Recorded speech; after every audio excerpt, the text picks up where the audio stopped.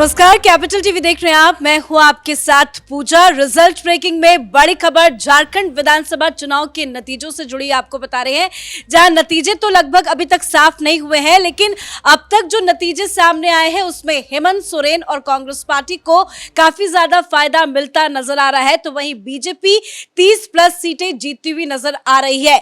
इस नतीजों को लेकर हलचल भी जबरदस्त तेज हो गई है। अब कौन बनाएगा सरकार, इसको लेकर भी बयानबाजी और कयास लगाए जा रहे हैं, लेकिन नतीजों में क्या कुछ ताजा अपडेट है, झारखंड से जुड़ी हुई तमाम अपडेट आपको बताएंगे। मेरे साथ जुड़े हैं कैपिटल टीवी के editor in chief doctor Manish Kumar. Exit poll ने तो ये कहा था कि झारखंड में बीजेपी सरकार बना रही है। अभी तक जो नतीजे सामने आए उसमें लग तो नहीं रहा कि बीजेपी सरकार आसानी से बना पाएगी। क्या चल रहा है वहां? देखिए, अभी जो फिलहाल काउंटिंग हो रही है जी, अभी अभी कल्पना सोरेन से मीडिया वाले पूछताछ कर रहे थे। उन्होंने साफ कहा कि अभी इंतजार कीजिए, क्योंकि बहुत सारे कंस्टिट्यूंसीज इस तरीके के हैं जहां 20 से ज्यादा राउंड्स ऑफ काउंटिंग होगी।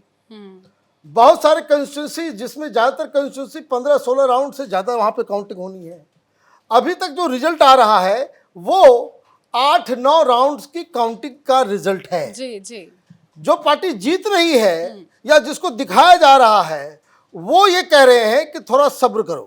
उनको भी कॉन्फिडेंस नहीं अभी है। भी कॉन्फिडेंस नहीं है, क्योंकि बहुत सारी सीटों के ऊपर करीब 15-16 सीटें इस तरीके से है कि जो किसी भी तरफ वो मुड़ सकता है।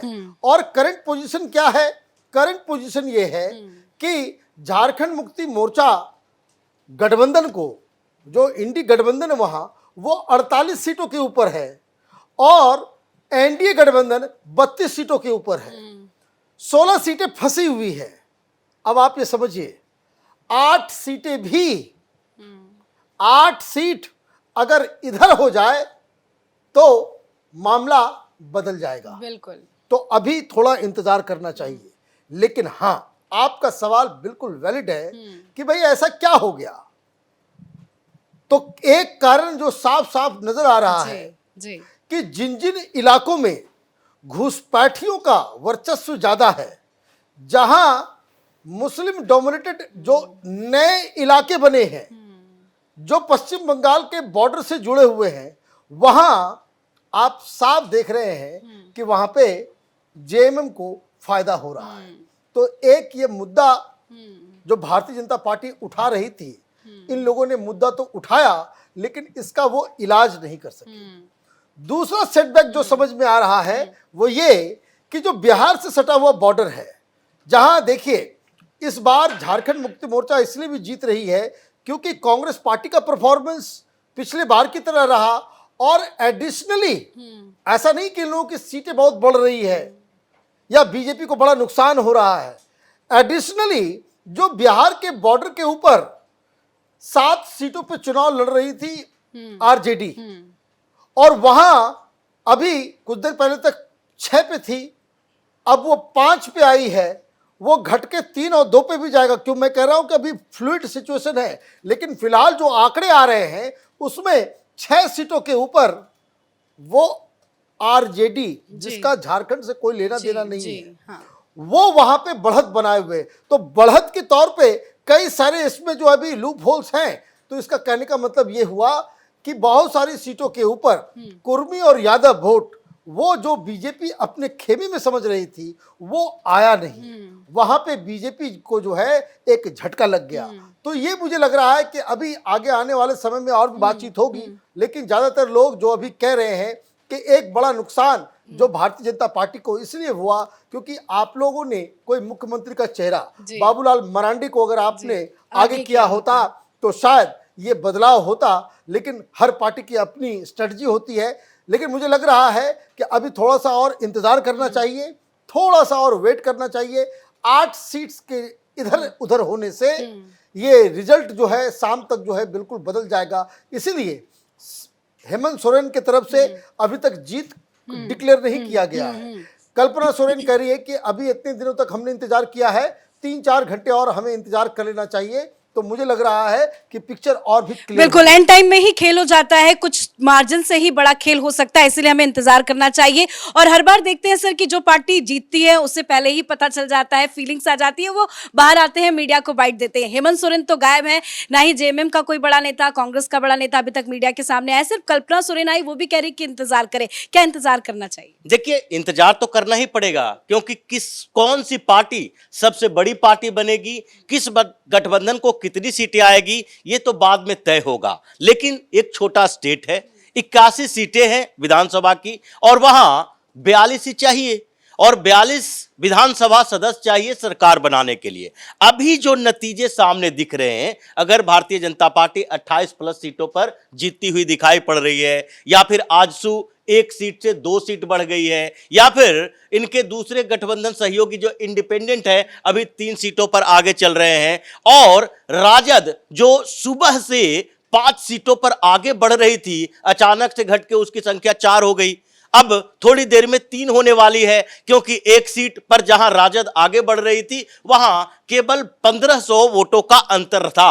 और उसी तरीके से हेमंत सोरेन की पार्टी झारखंड मुक्ति मोर्चा 2 सीटों ऐसी है, 2 सीटें अभी जिस पर हेमंत सोरेन की पार्टी एक पर 49 वोट से आगे चल रही थी और दूसरे पर 551 वोट से आगे चल रही है। मतलब अभी जैसा डॉक्टर साहब ने कहा कि 15 से ज्यादा ऐसी सीटें हैं जहां पर उलटफेर हो सकता है। मार्जिन बहुत कम है, मार्जिन कम है और काउंटिंग स्लो है, थोड़े स्लो काउंटिंग है। अगर यही स्लो काउंटिंग अगर हरियाणा में होता है तो कांग्रेस वाले ऐसे समय में हंगामा करना शुरू कर दिए थे कि देखिए स्लो काउंटिंग जानबूझकर की जा रही है, क्योंकि भारतीय जनता पार्टी नीचे चल रही है। क्योंकि शुरुआती रुझान जो पिछले हरियाणा के चुनाव में टीवी वालों ने दिखा दिया कि कांग्रेस आगे बढ़ रही है, जलेबियां बंटने लगी, उस समय जैसे ही फिर भारतीय जनता पार्टी आगे बढ़ी, इन लोगों ने हंगामा करना शुरू कर दिया।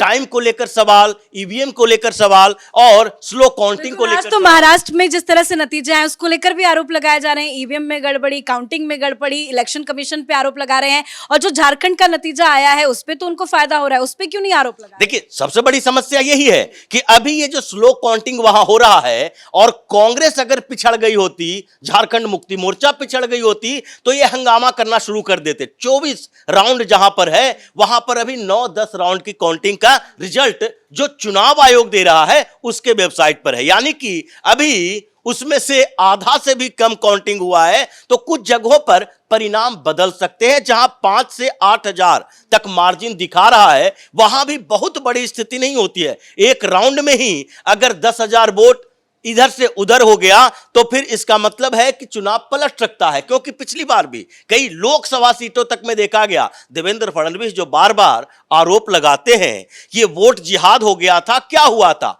वहां पर जो असेंबली सेगमेंट वाइज देखा जाए तो वहां 7 असेंबली सेगमेंट में भारतीय जनता पार्टी के कैंडिडेट हमेशा आगे बढ़ रहे थे, और एक असेंबली सेगमेंट पे जैसे ही वहां पर काउंटिंग शुरू हुआ 1,22,000 वोट से कांग्रेस का कैंडिडेट आगे हो गया। तो उन्होंने यही कहा कि कैसे ऐसे हो सकता है कि पूरे मुस्लिम आबादी वाला जो क्षेत्र है, जिस कंस्टिट्यूएंसी में सबसे ज्यादा मुस्लिम आबादी है, वहां पर वोटों की गिनती शुरू हुई और हमारा कैंडिडेट जो 7 असेंबली सेगमेंट में आगे चल रहा था, अचानक से 1.25 लाख वोट एक तरफा पड़ गए। मतलब ये टैक्टिकल वोटिंग हो रही थी। तो उसी तरीके से ये होता है कि अगर एक राउंड के बाद दूसरे राउंड में जो किसी भारतीय जनता पार्टी वाले क्षेत्र वाले नेता के एरिया होगा वहां एक तरफा वोटिंग 50-60% पड़ी, तो इसका मतलब है कि वहां धीरे धीरे हर बूथ पर अगर 200-400 वोट बढ़ते रहे किसी को, तो 10-15 बूथ आते आते 2,000 से 4,000 का मार्जिन बढ़ जाता है। तो इसलिए अभी झारखंड में जो प्रोसेस चल रहा है, जिस तरीके से ऊपर नीचे चल रहा है, हेमंत सोरेन डरे हुए हैं थोड़ा कि अगर हो सकता है कि भारतीय जनता पार्टी जैसे आगे बढ़ रही है, 28 सीटों से 29 सीटों पर आ गई, तो अगर 34-35 सीटें भारतीय जनता पार्टी के पास आती है और इन लोगों का आंकड़ा 40, 42, 45 के आसपास रहता है, जो 50 अभी दिखाया जा रहा है, तो 40 के आसपास जैसे ही आंकड़ा रहेगा, इसका मतलब है कि भारतीय जनता पार्टी के 37-38 विधायक और उनके 41 विधायक, फिर कुछ भी खेल हो सकता है, इनकी पार्टियों में होता रहा है। तो परेशानी इन लोगों को यही लग रही है कि जब तक रिजल्ट सामने ना आ जाए या जब तक 15 से ऊपर राउंड की काउंटिंग ना हो जाए तब तक ये विश्वास मत करो कि हो सकता है कि रिजल्ट परिणाम बदल भी सकते हैं। इसलिए परेशानी अभी है, रिजल्ट पलट सकता है, बाजी पलट सकती है। धन्यवाद सर आप दोनों का अपडेट के लिए। तो थोड़ा हमें इंतजार करना होगा क्योंकि झारखंड में काउंटिंग जो है वो चल रही है, अभी कई राउंड की काउंटिंग होना बाकी है और इस बात को लेकर ही डरे हैं हेमंत सोरेन। कल्पना सोरेन मीडिया के सामने आती जरूर है, लेकिन वो भी यही कह रही है कि इंतजार करना चाहिए। तो आप भी इंतजार कीजिए क्योंकि अभी तक परिणाम पूरी तरह से क्लियर नहीं हुआ है। नो डाउट जेएमएम और कांग्रेस पार्टी को जीत हासिल होती हुई नजर जरूर आ रही है, लेकिन जीत का जो मार्जिन है वो काफी ज्यादा कम बताया जा रहा है। पूरी तरह से नतीजे अभी सामने नहीं आए हैं। तमाम अपडेट आपको बताते रहेंगे। देखते रहिए capital TV. Camera person Ravi के साथ मैं पूजा। नमस्कार।